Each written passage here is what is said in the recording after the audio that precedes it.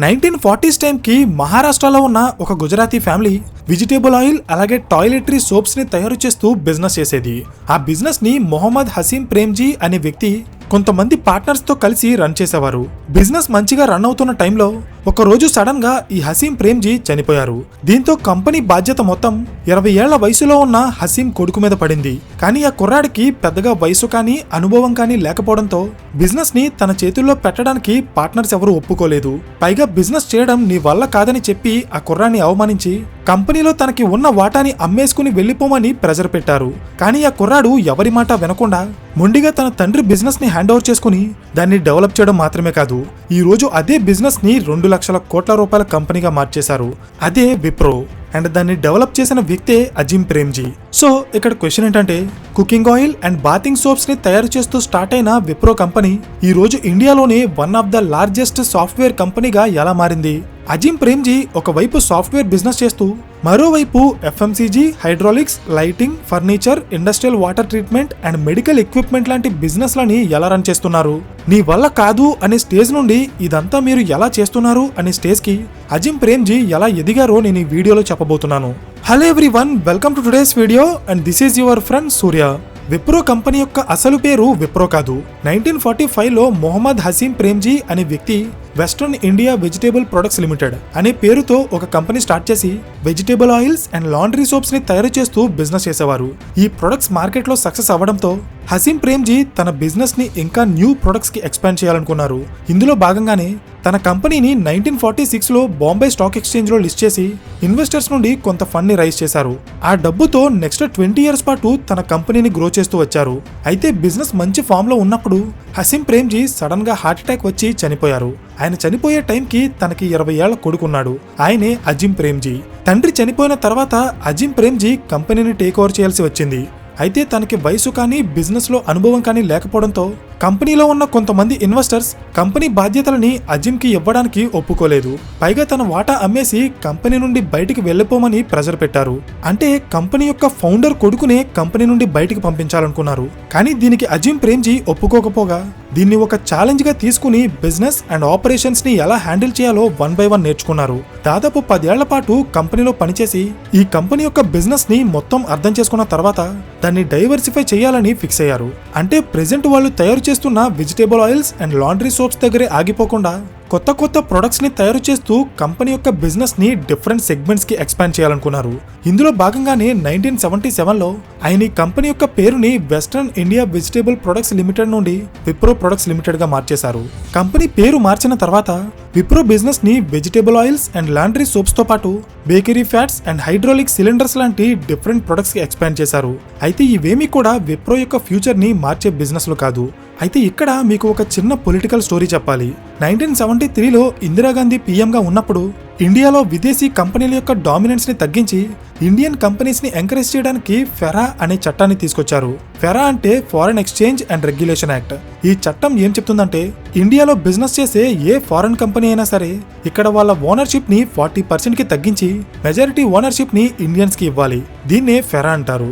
అయితే ఈ చట్టాన్ని ఇందిరాగాంధీ గవర్నమెంట్ స్ట్రిక్ట్ గా ఇంప్లిమెంట్ చేయకుండా ఫారెన్ కంపెనీస్ కి కొన్ని ఎగ్జంప్షన్స్ ఇచ్చింది. కానీ 1977 ఎలక్షన్స్ లో ఇందిరాగాంధీ ఓడిపోయి మొరార్జీ దేశాయ్ అనే వ్యక్తి పీఎం అయ్యారు. ఈ గవర్నమెంట్ చాలా స్ట్రిక్ట్ గా ఉండేది. అప్పట్లో ఇండస్ట్రియల్ మినిస్టర్ గా ఉన్న జార్జ్ ఫెర్నాండెస్ అనే వ్యక్తి ఇండియాలో ఫెరా చట్టాన్ని స్ట్రిక్ట్ గా ఇంప్లిమెంట్ చేసి దాన్ని ఫాలో అవ్వని ఫారెన్ కంపెనీస్ ని ఇండియా నుండి పంపించేశారు. ఇందులో భాగంగానే కోకోకోలా అండ్ ఐబిఎం లాంటి కంపెనీస్ 1977లో ఇండియా నుండి వెళ్లిపోయాయి. సో కోకోకోలా యొక్క బిజినెస్ ని క్యాప్చర్ చేయడానికి Thums Up, Gold Spot and Campa Cola లాంటి బ్రాండ్స్ పుట్టుకొస్తే ఐబిఎం యొక్క బిజినెస్ ని క్యాప్చర్ చేయడానికి హెచ్సిఎల్ అండ్ విప్రో లాంటి కంపెనీస్ పుట్టుకొచ్చాయి. ఎలాగో క్లియర్ గా చెప్తా చూడండి. 1980s కి ముందు ఇండియాలో కంప్యూటర్ హార్డ్వేర్ బిజినెస్ ని దాదాపు 80% ఐబిఎం కంపెనీయే చేసేది. కంప్యూటర్ కొనాలన్నా, స్పేర్ పార్ట్స్ కావాలన్నా, ఈవెన్ మెయింటెనెన్స్ చేయాలన్నా కూడా అది కేవలం ఐబిఎం కంపెనీయే చేసేది. Government labs, banks, research institutes, IITs and IIMs ఇలా దేశంలో ఉన్న పెద్ద పెద్ద సంస్థలన్నీ కూడా కంప్యూటర్ సర్వీసెస్ కోసం ఐబిఎం మీదే ఆధారపడి ఉండేవి. అలాంటి కంపెనీ సడన్ గా దేశం నుండి వెళ్లిపోవడంతో ఈ కంప్యూటర్ హార్డ్వేర్ బిజినెస్ లో ఒక పెద్ద గ్యాప్ ఏర్పడింది. అయితే ఇదే టైంలో కొత్త బిజినెస్ అవకాశాల కోసం చూస్తున్న అజీం ప్రేమ్జీ ఈ మార్కెట్ గ్యాప్ ని ఒక మంచి ఆపర్చునిటీగా తీసుకుని Wipro company Indian institute of science IISc తో పార్ట్నర్షిప్ చేసి 1981లో దేశంలోనే మొట్టమొదటి మైక్రో కంప్యూటర్ని లాంచ్ చేసింది. అదే విప్రో సిరీస్ 86. ఇది సక్సెస్ అయిన తర్వాత ఇగో అనే బ్రాండ్ని లాంచ్ చేసి ఆ బ్రాండ్ అండర్లో computers, laptops and desk drive లాంటి ప్రొడక్ట్స్ని తయారు చేస్తూ ఐబిఎం వెళ్ళిపోయిన తర్వాత ఇండియన్ కంప్యూటర్ హార్డ్వేర్ బిజినెస్లో వచ్చిన గ్యాప్ని విప్రో బిజినెస్ చేసుకుంది. సో హార్డ్వేర్ బిజినెస్లో సక్సెస్ అయిన అజిం ప్రేమ్జీ ఈసారి సాఫ్ట్వేర్ ఇండస్ట్రీలోకి అడుగుపెట్టారు. అయితే సాఫ్ట్వేర్ ఎంట్రీ అనేది ఏదో బిజినెస్ ఎక్స్పాన్షన్లో ఒక భాగంగా జరగలేదు. దీని వెనక ఒక బలమైన కారణం ఉంది. అదేంటంటే 1980 నుండి 1990 మధ్య అమెరికాలో కాస్ట్ ఆఫ్ లేబర్ అనేది చాలా డ్రాస్టిక్గా పెరిగింది. ఎంతలా అంటే 1980లో యావరేజ్గా సంవత్సరానికి $50,000 ఉండే ఒక సాఫ్ట్వేర్ ఇంజనీర్ యొక్క శాలరీ 1990 వచ్చేటప్పటికి $1,00,000కి చేరింది. అంటే 10 ఏళ్లలో ఆల్మోస్ట్ డబుల్ అయింది. సో శాలరీస్ పెరగడం వల్ల అమెరికాలో ఉన్న సాఫ్ట్వేర్ కంపెనీల యొక్క ఖర్చు పెరిగిపోయింది. ఖర్చు పెరిగితే కంపెనీలకి వచ్చే లాభాలు తగ్గిపోతాయి. ఇది గమనించిన అమెరికన్ కంపెనీస్ మిడ్ 1980sలో చీప్ లేబర్ ఫోర్స్ కోసం ప్రపంచ దేశాల వైపు చూశాయి. అంటే ఎక్కడైతే తక్కువ శాలరీకి పనిచేసే వర్క్ ఫోర్స్ దొరుకుతుందో అక్కడికి వాళ్ళ ప్రాజెక్ట్స్ ని అవుట్సోర్సింగ్ చేసి అమెరికన్ కంపెనీలు వాళ్ళ లాభాలు పెంచుకోవాలనుకున్నాయి. ఇది చూసిన కొంతమంది వ్యక్తులు ఈ అవకాశాన్ని యూజ్ చేసుకుని ఇండియాలో సాఫ్ట్వేర్ కంపెనీలను స్టార్ట్ చేశారు. Like Infosys, tech Mahindra, HCl etcetera. ఈ లిస్ట్లో విప్రో కూడా ఉంది. అయితే ఇక్కడ పాయింట్ ఏంటంటే ఈ లిస్ట్లో ఉన్న కంపెనీస్ అన్నీ ఒకేసారి స్టార్ట్ అవ్వకపోవచ్చు, కానీ ఈ కంపెనీల యొక్క గ్రోత్లో మాత్రం అమెరికన్ కంపెనీల యొక్క అవుట్సోర్సింగ్ బిజినెస్ అనేది చాలా కీ రోల్ ప్లే చేసింది. ఈ వీడియో చూసే వాళ్లలో ఎవరైనా సాఫ్ట్వేర్ ఇంజనీర్స్ ఉంటే నేను చెప్పేదేంటో వాళ్ళకి క్లియర్గా అర్థమవుతుంది. ఎందుకంటే ఇప్పటికీ కూడా ఇండియాలో ఉన్న చాలా సాఫ్ట్వేర్ కంపెనీస్ అమెరికన్ క్లయింట్స్ మీద ఆధారపడి పనిచేస్తాయి. అర్థమైందా? నెక్స్ట్ 1980s టైంకి సాఫ్ట్వేర్ సర్వీసెస్ అనేది ఇండియాలో ఒక హై మార్జిన్ బిజినెస్. అంటే వేరే సెక్టార్స్తో కంపేర్ చేస్తే సాఫ్ట్వేర్ సెక్టార్లో బిజినెస్ చేసే కంపెనీలకి ఎక్కువ లాభాలు వచ్చేవి. ఇదే అజిం ప్రేమ్జీని సాఫ్ట్వేర్ బిజినెస్లోకి ఎంటర్ అయ్యేలా చేసింది. ఎందుకంటే ఐబిఎం ఇండియా నుండి వెళ్లిపోయిన తర్వాత విప్రో కంపెనీ కంప్యూటర్ హార్డ్వేర్ బిజినెస్లో నెంబర్ 1 పొజిషన్కి ఎదిగింది. కానీ కొన్ని రోజులకే ఈ బిజినెస్లోకి హెచ్సిఎల్, పిసిఎల్ అండ్ డిసిఎం లాంటి కంపెనీలు రావడంతో ఈ హార్డ్వేర్ బిజినెస్లో కాంపిటీషన్ పెరిగిపోయి విప్రో కంపెనీకి లాభాలు తగ్గిపోయాయి. అందుకే అజిం ప్రేమ్జీ 1985లో విప్రో బిజినెస్ని హార్డ్వేర్ నుండి సాఫ్ట్వేర్ సర్వీసెస్కి ఎక్స్పాండ్ చేశారు. అయితే విప్రో అనగానే మనకి 2 పేర్లు బాగా గుర్తొస్తాయి. ఒకటి సాఫ్ట్వేర్, ఇంకొకటి సంతూర్. చాలా మందికి తెలిసే ఉంటుంది, కానీ తెలియని వాళ్ళ కోసం చెప్తున్నాను. ఇండియాలోనే టాప్ సెల్లింగ్ సోప్ అయిన సంతూర్ని విప్రో కంపెనీయే తయారు చేస్తుంది. 1985లో విప్రో బిజినెస్ని సాఫ్ట్వేర్కి ఎక్స్పాండ్ చేసిన తర్వాత అజిం ప్రేమ్జీ ఈ కంపెనీ యొక్క ఎఫ్ఎంసీజీ బిజినెస్లో కొన్ని చేంజెస్ తీసుకొచ్చారు. ఎలా అంటే 1945 నుండి ఈ కంపెనీ సోప్స్ తయారు చేస్తుంది, కానీ ఏ సోప్కి కూడా దేశవ్యాప్తంగా గుర్తింపు లేదు. అప్పటికే లక్స్ అండ్ డవ్ లాంటి బ్రాండ్స్ బ్యూటీ సోప్స్ ని ప్రీమియం ప్రైజెస్ కి అమ్ముతూ దేశవ్యాప్తంగా మంచి గుర్తింపు పొందాయి. ఇక్కడే విప్రో కంపెనీ ఒక గ్యాప్ ని నోటీస్ చేసింది. అదేంటంటే ఇండియాలో ఉండే ఆడవాళ్లు బ్యూటీకి చాలా ఇంపార్టెన్స్ ఇస్తారు. అలా అని అందరూ కాస్ట్లీ ప్రొడక్ట్స్ ని కొనలేరు. అందుకే విప్రో సంతూర్ని ఒక లో బడ్జెట్ బ్యూటీ ప్రొడక్ట్ గా మార్కెట్లోకి లాంచ్ చేసింది. ఇక్కడ మీకు తెలియాల్సిన ఒక ఇంపార్టెంట్ విషయం ఏంటంటే చాలా మంది ఆడవాళ్లు వాళ్ళు ఉన్న ఏజ్ కంటే యంగ్ గా కనిపించాలనుకుంటారు. ఇది ఒక సైకలాజికల్ పాయింట్. ఈ పాయింట్ ని బేస్ చేసుకుని బ్యూటీ అండ్ కాస్మెటిక్ ప్రొడక్ట్స్ ని అమ్మే చాలా కంపెనీస్ బిజినెస్ చేసుకుంటాయి. ఇప్పుడు దీని గురించి ఎందుకు చెప్తున్నానంటే సేమ్ సైకలాజికల్ పాయింట్ ని విప్రో కంపెనీ కూడా యూజ్ చేసి సక్సెస్ అయింది. ఫర్ ఎగ్జాంపుల్, మీరు ఎప్పుడైనా టీవీలో సంతూర్ యాడ్ ని చూస్తే సంతూర్ని యూజ్ చేయడం వల్ల ఎంత ఏజ్ ఉన్న వాళ్ళైనా సరే చాలా యంగ్ గా కనిపిస్తారు అనే మెసేజ్ ని చాలా సింపుల్ అండ్ స్ట్రైట్ ఫార్వర్డ్ గా కస్టమర్స్ కి చూపిస్తారు. అందుకే సంతూర్ మమ్మీ యాడ్ ఇండియాలో అంత ఫేమస్ అయింది. ఇది ఫేమస్ అవ్వడం మాత్రమే కాదు, ఇండియాలో ఉన్న కొన్ని కోట్ల మంది ఆడవాళ్ళని ఈ సోప్స్ కి కనెక్ట్ అయ్యేలా చేసి సంతూర్ దేశంలోనే టాప్ సెల్లింగ్ సోప్ గా మారిపోయింది. సంతూర్ తర్వాత Chandrika, Yardley, Glucovita and soft touch ఇలాంటి చాలా ప్రొడక్ట్స్ ని విప్రో కంపెనీ వాళ్ళ ఎఫ్ఎంసీజీ బిజినెస్ లో లాంచ్ చేసింది. నెక్స్ట్ 1990 టైంకి ఇండియాలో ఫారెక్స్ క్రైసిస్ వచ్చింది.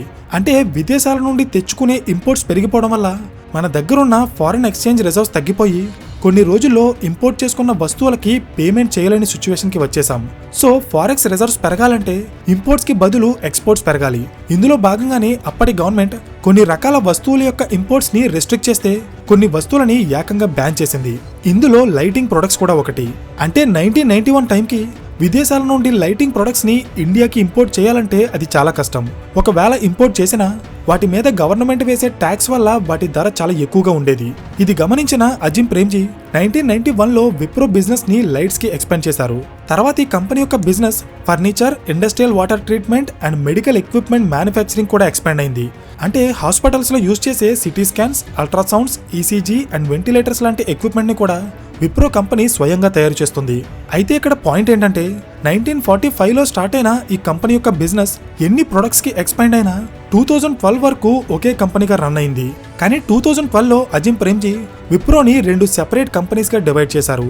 అవే Wipro Limited and Wipro Enterprises. దీనికి రీజన్ ఏంటంటే 2012 టైంకి Wipro company FMCG, hydraulics, lighting, furniture, industrial water treatment and medical equipment ఇలా ఇన్ని రకాల బిజినెస్ లో చేస్తున్నప్పటికీ ఈ కంపెనీ యొక్క టోటల్ రెవెన్యూలో 86% రెవెన్యూ కేవలం సాఫ్ట్వేర్ బిజినెస్ నుండే వస్తుంది.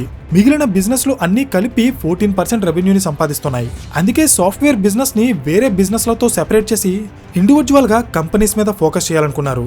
ఇందులో భాగంగానే సాఫ్ట్వేర్ బిజినెస్ ని విప్రో లిమిటెడ్ గా మారిస్తే మిగిలిన బిజినెస్ లు అన్ని కలిపి విప్రో ఎంటర్ప్రైజెస్ గా మార్చారు. ఇన్వెస్టర్స్ పాయింట్ ఆఫ్ వ్యూలో ఇక్కడ మనం అర్థం చేసుకోవాల్సిన విషయం ఏంటంటే ప్రెజెంట్ విప్రో అండర్ లో ఈ 2 కంపెనీస్ ఉన్నా ఇందులో విప్రో లిమిటెడ్ అనే కంపెనీ మాత్రమే ఇండియన్ స్టాక్ మార్కెట్ లో లిస్ట్ అయింది. విప్రో ఎంటర్ప్రైజెస్ ని వీళ్ళు స్టాక్ మార్కెట్ లో లిస్ట్ చేయలేదు. అందుకే ఈ కంపెనీ గురించి కానీ ఇందులో చేసే బిజినెస్ ల గురించి కానీ చాలా మంది సామాన్య ప్రజలకి తెలీదు. సో ఫైనలీ అజిమ్ ప్రేమ్జీ యొక్క డెసిషన్స్ ని మనం ఒకసారి గమనిస్తే ఆయన విప్రో బిజినెస్ ని డైవర్సిఫై చేసేటప్పుడు సోప్స్ తయారు చేసే కంపెనీ సాఫ్ట్వేర్ బిజినెస్ చేయొచ్చా, software company lighting and furniture business చేయొచ్చా అని ఎక్కడ డౌట్ పడలేదు. బిజినెస్ ని ఎక్స్పాండ్ చేయడానికి ఎక్కడ అవకాశం వస్తే అక్కడ విప్రో ప్రొడక్ట్స్ ని లాంచ్ చేసి 70 ఏళ్లుగా విప్రోని ఎక్స్పాండ్ చేస్తూనే వచ్చారు. ఇప్పటికీ కూడా ఈ కంపెనీ కొత్త అవకాశాల కోసం వెతుకుతూనే ఉంటుంది. ఒకప్పుడు బిజినెస్ చేయడం నీ వల్ల కాదని మాటలు ఎదుర్కొన్న అజిమ్ ప్రేమ్జీ ఈ రోజు విప్రో బిజినెస్ ని ఎవరూ ఊహించని సెగ్మెంట్స్ కి ఎక్స్పాండ్ చేసి దాదాపు 2 లక్షల కోట్ల రూపాయల బ్రాండ్ గా మార్చేశారు. సో ఇది విప్రో కంపెనీ యొక్క టోటల్ స్టోరీ. ఈ వీడియో మీకు ఇన్ఫర్మేటివ్ గా అనిపిస్తే ఖచ్చితంగా లైక్ చేసి ఇలాంటి మరిన్ని బిజినెస్ కేస్ స్టడీస్ కోసం ఛానల్ ని సబ్స్క్రైబ్ చేయండి. So thank you for watching and I will see you in the next video. Till then this is your friend Surya signing of.